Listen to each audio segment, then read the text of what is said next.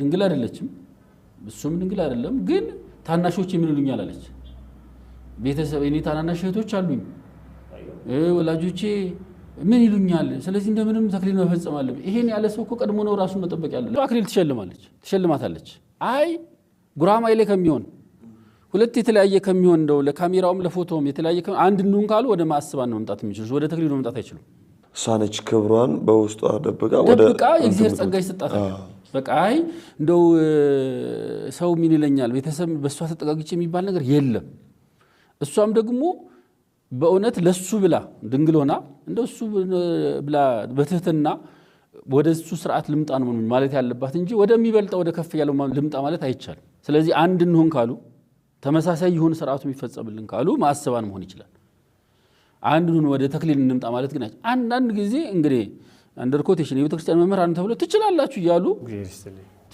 የሚያዳፍሩ ስላሉ ማለት ነው ከዚህ ስኔ ልክ እዚህ ጋር ላቋርጥና ተቀጥላለህ እኔ አሁን ቦታውን አልናገርም ከአንድ በጣም ከመወደው ወዳጅ ጋር አጣልተውኛል ማለት አሁን ምናልባት ይሄን መራገብ ሊከታተሉ ይችላል ልጁና እኔ አሁን እንግዲህ እንደ ቤተክርስቲያን ትምህርት አሁን የተባለውን ነገር ነው ለሱ የነገርኩት እንደዚህ አይፈጸምም ከዛ ንስሐ አባቴ ነው የሚላቸው እኛን ሰው ትችላለህ ምንም ችግር የለውም አሉት ማለት ነው ከዛ ይሄ ወሬ ተሰማና እዛ አካባቢ ሰንበት ተማሪዎቹ ምናምን ሰሙና እሳቸው ትችላለህ ማለታቸውን እንደገና ደግሞ በትምህርቱ እንደማይቻል ተሰማና ቤተክርስቲያኑ አስተዳደር ጋር ደረሰ ጉዳዩ ከዛ አትችልም አሉት በቃ ይሄን ያስከለከለኝ ምትኩ ነው ማለት ነው ትምህርቱን አይደለም እና በጣም ነው ያዘንኩት ውስጤ ተቆርጧል እውነት ለመናገርና እኛኛውንም እንዳልናገራቸው ካህን ናቸው ምናልባት ከሱ ጋር ባለው ቀረቤታ ይሄውን ቅድም እንዳለው ነው በማጠጋጋት የሚሆን ነገር የለም ለልጁ ህይወት የሚጠቅመው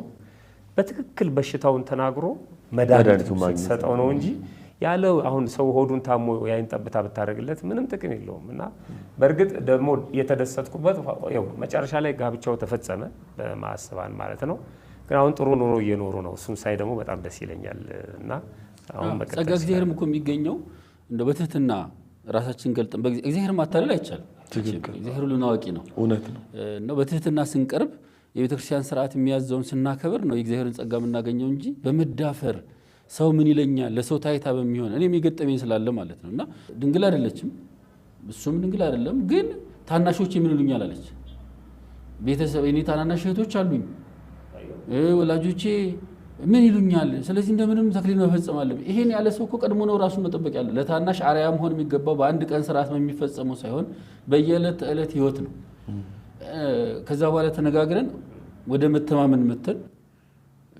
እሺ በስርዓተ ማስቡ ብለው አሁን እግዚአብሔር ይመስገን ልጆች ወልደው በጥሩ ሁኔታ አንዳንድ ጊዜ ማስተዋል ማጣት ስለሚመጣ ማለት ነው አንዳንድ ጊዜና ስርዓተ ተክሊል የሚፈጸመው ድንግልናቸውን አክብረው የእግዚአብሔርን አክብረው ተጠብቀው ለኖሩት ብቻ ነው ስርዓተ ማስባን ደግሞ ድንግልናቸውን በተለያየ ምክንያት እያጡን ያወቁ በድፍረት ወደዚህ መቅረብ የለባቸው የሁለቱም ማሰሪያ ግን ሚስጥረ ቁርባን ያለ ቁርባን ቤተክርስቲያን ጋብቻን አትፈጽምም ስርዓቱ ጸሎቱ ደርሶልኝ ሳልቆርብ ልውጣ ማለት አይቻል ስጋው ደግሞ መቀበል አለባቸው ለምን ሁለት አይነት ሆነ ቤተክርስቲያን እንግዲህ ሐኪም ቤት ነች ፍርድ ቤት አይደለችም ፈርዳ ሰውን በኃጢአት ጥፋ ብላ መታባረር አይደለችም እና የወደቀውን ታነሳለች የጠመመውን ታቀናለች ቤተክርስቲያኑን መጣው ከበሽታችን ልንፈወስ ነው ህግ አፍርሰዋል እግዚአብሔርን አሳዝነዋልና ጠፍተው ይቅሩ አትልም ሁሉ ጊዜ ምህረት በር ነው ያላት ቤተክርስቲያን እና የሁለተኛው ስርዓትም የሆነበት ምክንያት የመጀመሪያ መታበረታታው ህግ አክብረን እንድንኖር ነው ሁለተኛው ግን የወደቀውን ማንሻ ነው የጠፋውን መመለሻ ነው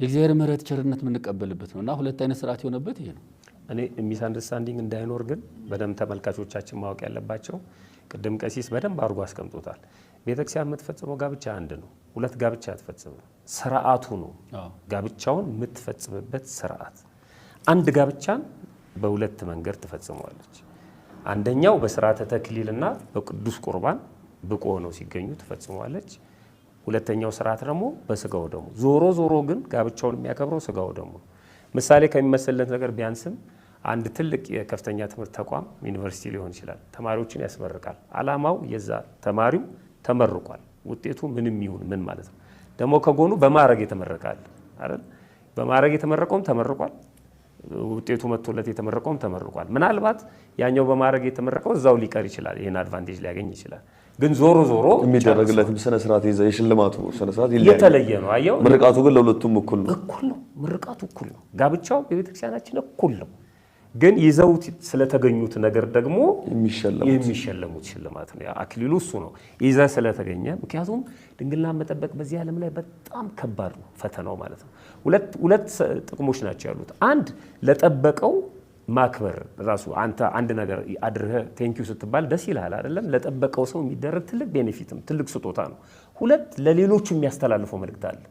እኔ እኮ ብጠብቅ እዚህ ማዕረግ ላይ ነው የምደርሰው፣ በቃ በዚህ ቤተክርስቲያን እንዲህ ነው የምታከብረኝ ብሎ ሰው ገና ሰማያዊ አክሊል እየጠበቅን አይደል እንዴ? ስለዚህ ምድራዊውን ይሄ በምድር ላይ የሚታየውን በእርግጥ ስርዓተ ተክሊሉ በምድር ብቻ የሚቀር ነው እያልኩ አይደለም። ሽልማት ነው፣ የነፍስ ዋጋ አለው። ግን ለዛ ለመንግስተ ሰማያት ገና መጨረሻ ለምናገኘው ህይወት እንደዛ እየደከምን ያለን ሰዎች አጠገባችን ማድረግ የምንችለውን ነገር ሳናደርግ እንዴት እዛ እንደርሳለን? ስለዚህ ሌላውን ያበረታታል ማለት ነው። አይ ችግር የለውም ብላ ለሁሉም እኩል ብታደርግ ኖሮ እኔ ችግር ስለሌለው እያለ መንገድ ላይ ብዙ ሰው እየተሰነካከለ ይቀራል ማለት ነው። እና ትልቅ ትምህርት ነው በነገራችን ላይ ማለት ይሄ እኮ በዓለማዊም ራሱ ድንግልናቸውን የጠበቁ ሰዎች ወጥተው ሲኩራሩ እናያለን እኮ በዓለም ውስጥ ሞዴሊስት ነን ምናምን እያሉ ድንግልና የሴት ልጅ ክብር ምልክት ነው እያሉ ማለት ነው። እነሱ እንኳን እንደዛ የራሳቸውን ለመግለጫ ከተጠቀሙበት በመንፈሳዊ ህይወትም እንዴት ሌላውን እኩል ልናደርግ አንችልም። ግን ቅድም እንደተባለው ሁለት ጋብቻ የላትም፣ አንድ ጋብቻ ነው። በሁለት መልኩ ነው የምትፈጽመው። ሲጀመር ጋብቻዋ የቤተ ክርስቲያን ከመጀመሪያም ጀምሮ ማለት ነው አንድ ነው። እኔ ጋብቻ የሚለውን የአማርኛ መዝገበ ቃላት እያየው ነበር። ጋብቻ የሚለውን ሲፈታው ተክሊል ብሎ ነው የሚያመጣው። አይገርምም? ስለዚህ መጀመሪያ ላይ ቤተክርስቲያን ሁሉ ጋብቻ የሚፈጸመው በተክሊል ነበር ማለት ነው። በቃ መጀመሪያ። በኋላ ምን መጣ? እነዚህ በተክሊል ያገቡ ሰዎች እንቅፋት አጋጥሟቸው ከሁለት አንዳቸው ሲሞቱ ሁለተኛ ለማግባት ሲያስብ ምን ይደረግ? በተክሊል አያገባም ይሄ ሰውዬ ማለት ነው። ሁለተኛ ጋብቻው አይደለም። ስለዚህ በማዕስብ ማዕስብ ማለት አግብቶ ለፈታ ነው ሲጀመር እንጂ ይሄ ድንግልናውን በየቦታው ላጣው አይደለም። በዚህ ከዛ ጋር ተደመረ እንጂ እሱ እንደ ሁለተኛ ጋብቻ ነው አሁን እኮ የሚፈጸምለት ማለት ነው። በስጋው ደግሞ ማግባት ይችላል። ይኸውልህ ስርዓተ ተክሊሉ ላይ ወይም ደግሞ ፍትሐ ነገሥቱ ላይ እንዲህ የሚል ቃል አለ። የሚጋቡ ፈቶች ቢሆኑ ይላል። የሚጋቡት ፈቶች ቢሆኑ አግብተው ለፈቱ የተቀመጠው ስርዓቱ እሱ ነው። እነዚህ ፈቶች ምን አይነት ናቸው? መጀመሪያ በስርዓተ ተክሊል ተጋብተዋል። አብረው እየኖሩ እያለ ወይ በዝሙት ወይ በሞት አንዱ በመካከል በሞት ቢነጠቅ ብቻውን የቀረው ሰው አግብቶ የፈታ ነው የሚባለው ማለት ነው። ስለዚህ እሱ ቢመጣ የሚጋቡት ፈቶች ቢሆኑ ተክሊል አያድርጉላቸው። አየው ስርዓቱ ተክሊል አያድርጉላቸው። ይሄ በረከት ወይም ተክሊል በጋብቻ ጊዜ ለድንግል ወንድና ለድንግል ሴት ይገባል። ከሚጋቡት አንዱ ድንግል ቢሆን ብቻውን ይባረክ ይላል። ፍትሐ ነገሥቱ ነው የሚያስቀምጠው። ምንም ይሄ አያወላውል። ይሄንን በሰፈር ልጅነት አታፈርሰውም። በመግባባት በመተዋወቅ ምናምን አታፈርሰውም። ይሄ ስርዓት ነው። ይሄን ደግሞ ማን ያህል እግዚአብሔር ይመለከታል ማለት ነው። እና ይሄ ነው ማስብ የሚለው ራሱ አግብቶ የፈታ የሚለው ነው። ግን ከዛ ጋር ደቆትም እኮ ማስብ ነው ጋብቻቸው መባሉ ያው ነው። በቃ ሩካቤ ተፈጸመበት ሰዓት ፈጽመዋል። ሲጋቡ ሩካቤ ስለሚፈቀድ ትክክል። ጋብቻ ለፈጸመ ሰው ሩካቤ ስለሚፈቀድ ሩካቤ የፈጸመ ሰው አግብቶ እንደፈታ ይቆጠራል። የማስብ ጸሎት ይደረግለታል። ትልቁ ጉዳይ ማሰሪያው ግን ቅዱስ ሥጋውና ክቡር ደሙ ነው። በዚህ መሰረት ጋብቻቸውን ትፈጽማለች ቤተክርስቲያን ማለት ነው። ከዚህ በተጨማሪ ደግሞ በመንግስት የሚፈጸም መግቢያ ላይ ያነሳው በመንግስት የሚፈጸም ጋብቻ አለ። ይህንን ጋብቻ ቤተክርስቲያን ትቀበለዋለች?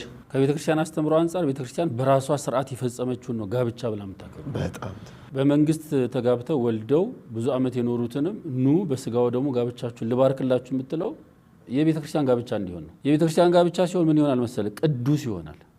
ጋብቻው ቅዱስ ጋብቻ ይባላል። ዝም ብሎ ጋብቻ ብቻ አይደለም። ቅዱስ የሚል ማዕረግ አለው። የተለየ የከበረ የእግዚአብሔር ጸጋ ያለው ማለት ነው። ስለዚህ ይሄን ለማግኘት አረጋዊ ሆነውም እኮ ቆረቡ ይባላል። ጋብቻቸው ቤተክርስቲያን ያንነት ነው የባረከችው። ያንነት ነው ማለት